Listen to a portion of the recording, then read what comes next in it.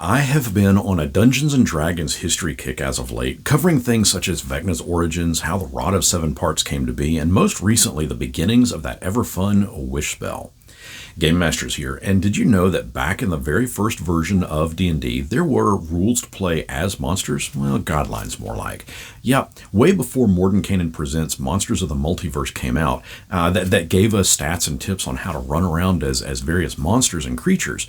Gygax gave us the ability to become those things that lurk in the dark, the monsters that would go after unsuspecting adventurers. In 1976, Gary Gygax created a supplement for D&D based on his homebrew world called Greyhawk. In that supplement was an interesting line specifically about traps. It describes one of them as being a device with a number of levers, buttons, or dials, and that the movement of them will cause different things to happen, such as if the player fiddled with the device, they might take damage. Their alignment might change. They may become a completely different class, or they might become a monster.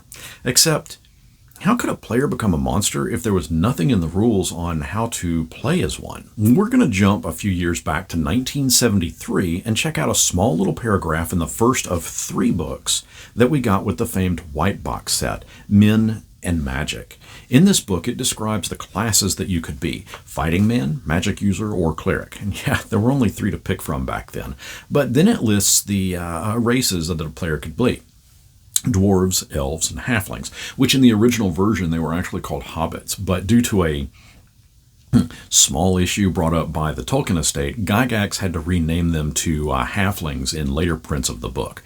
And there were other races that one could play as that were also listed in the White Box's predecessor, Chainmail, this one. But that was less of a role-playing system and more of a battle skirmish system. But I digress. Listed under the races one could be was this single brief paragraph that reads, "Other character types.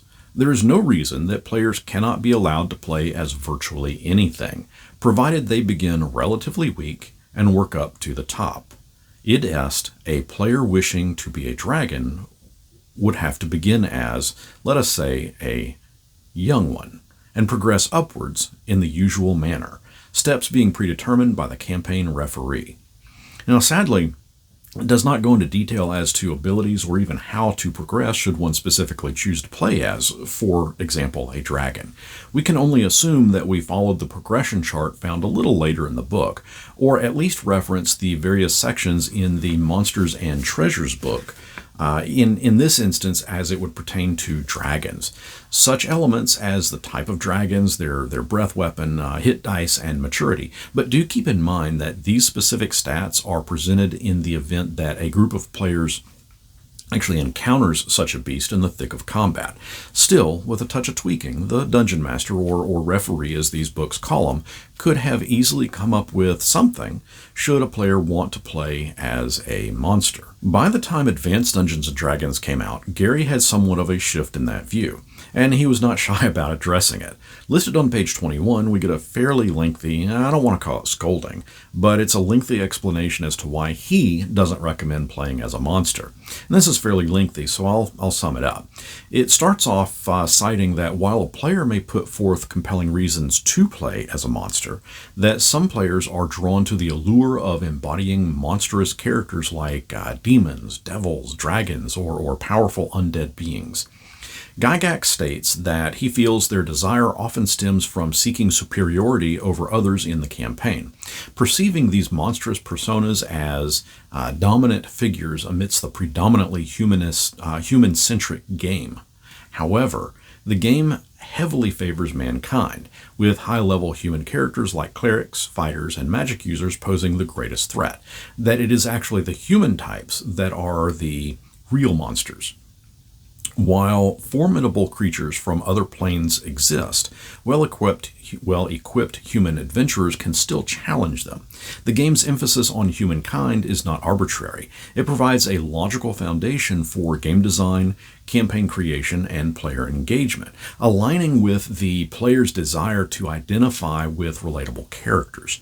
Now, he goes on to say that dungeon masters should continuously expand their campaign worlds, and draw from history, folklore, and fiction to enrich the gaming experience, and make the human-centric focus a practical and fulfilling choice. Despite occasional player requests to portray monster characters, the game's structure and environment predominantly caters to human and demi-human character types. Now, because of this, there are no options for monster characters, but should a player insist upon it, it is ultimately up to the DM to figure out those missing elements, such as how much experience should a player dragon need to go from young to adolescent? Or exactly how much damage should their breath weapon do at various levels that they are?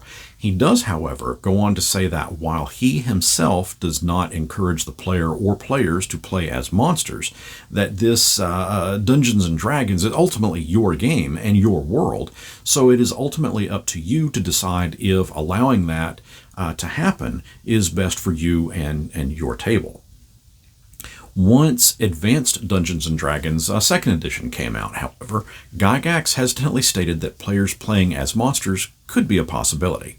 This time, the information covers a good solid 2 pages, but he again does explain the complications, asking questions for the DM to heavily consider. How will this race fit in with the other player characters? How will it fit into the campaign world in general? What could one accomplish with this race that you couldn't with a actual playable race? Now, keep in mind that Gary Gygax, while wanting this to be your game, was attempting to provide advice so as to not see a dungeon master become overburdened with too many choices or options. So he goes on to suggest that any monster race that a player chooses should be humanoid, in that it should have 2 hands, 2 legs, generally standing upright, and should likely be intelligent. He cites that an orc or a centaur would make a good choice, but that a creature like a dragon would not, because it has a breath weapon, can cast polymorph, and can cast spells. Even though players could cast spells, and that polymorph was a 4th level wizard spell. So I cannot help but find that one part kind of being a touch on the contradictory side. But the remainder of the section goes on to explain that, again, the DM will have an arduous task at coming up with exactly how, ultimately, to deal with a player wanting to play as a monstrous race. But then it goes on to detail out how you might determine ability scores, that some may have extra bonuses, some monster races may have bonuses to strength, or based on the type of creature, that some may have crazy high scores in some stats, or even crazy low scores in others, and that the DM should judge what class this new monstrous race could even be.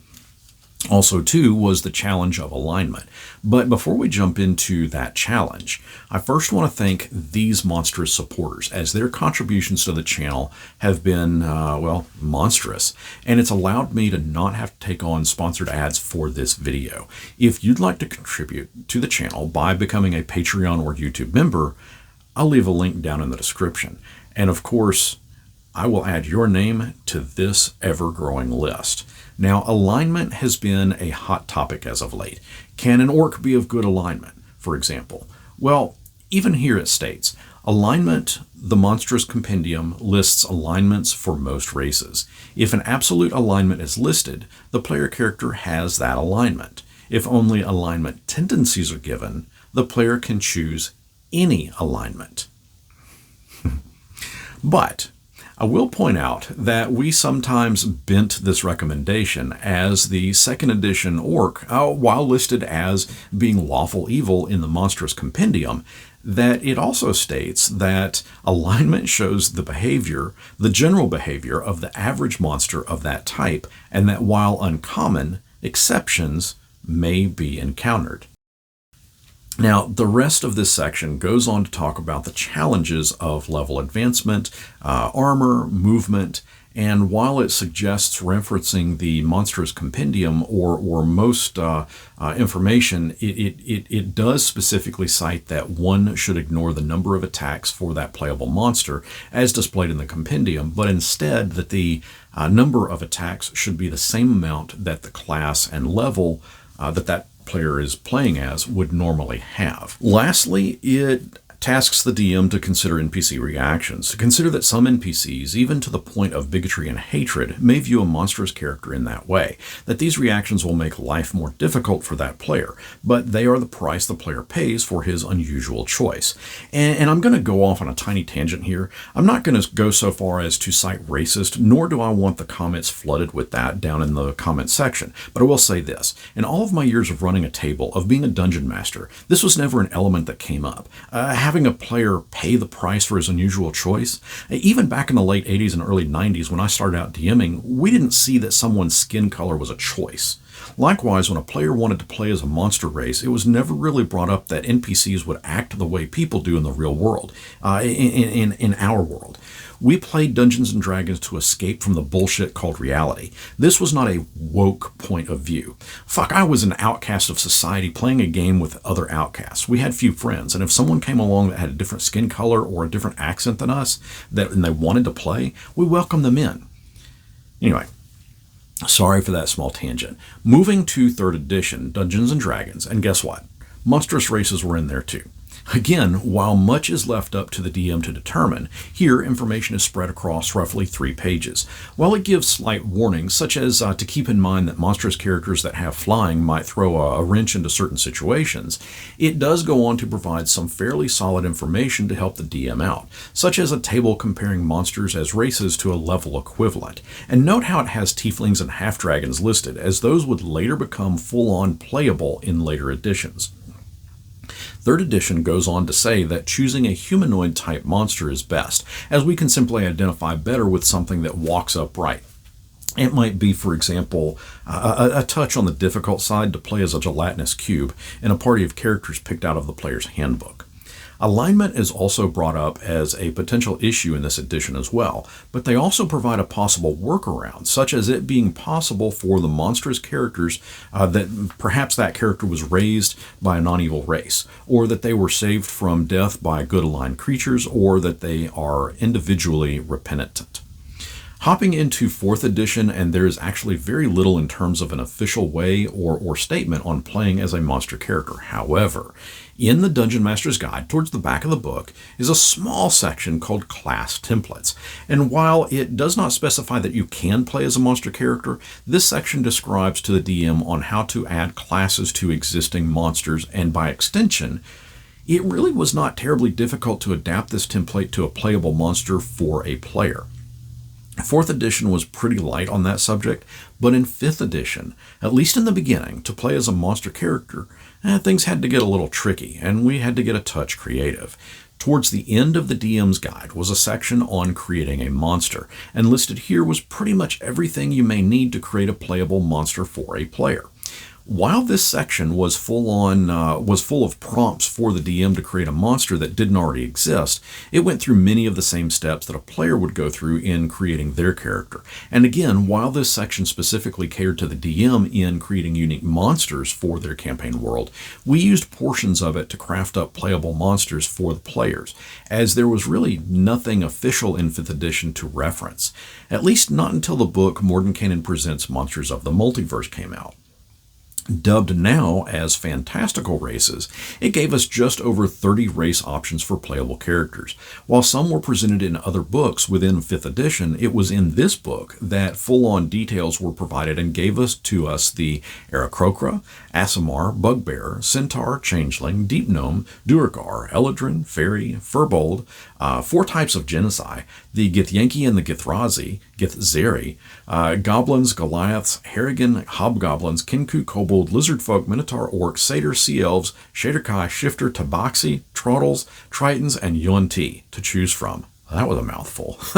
It further went on to explain that after determining your stats, strength, dexterity, intelligence, and whatnot, that you can either raise one of those scores by 2 points and another by 1 point, or 3 different scores by 1 point each.